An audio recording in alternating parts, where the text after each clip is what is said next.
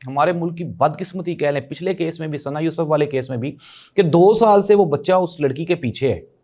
تو 2 سال میں قانون نافذ کرنے والے ادارے امب لے رہے تھے۔ یہ جو آئی جی اسلام آباد آج بیٹھا ہوا ہے وہاں پہ اپنی اینک چمکا کے اور کہہ رہا ہے کہ میں نے گرفتار کر لیا، کل کہاں تھے آپ جب وہ، اور اس کی 29 تاریخ کو جب سالگرہ تھی تو تب آپ کہاں تھے آئی جی صاحب؟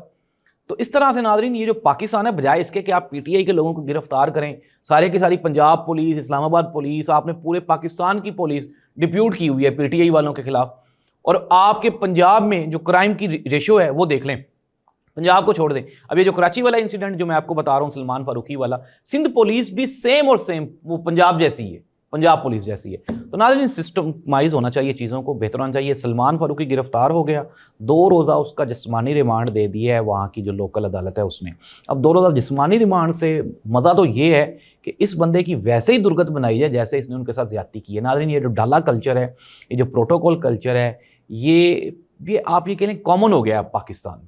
جس بندے کے پاس 4 پیسے ہیں وہ 2-4 گارڈ رکھ لیتا ہے پرائیویٹ، 2 ڈالر لے لیتا ہے، اور سڑک پہ وہ نکلتا ہے، وہ ایسے نکلتا ہے جیسے افسر شاہی ہے، یار اس کے باپ کا ملک ہے۔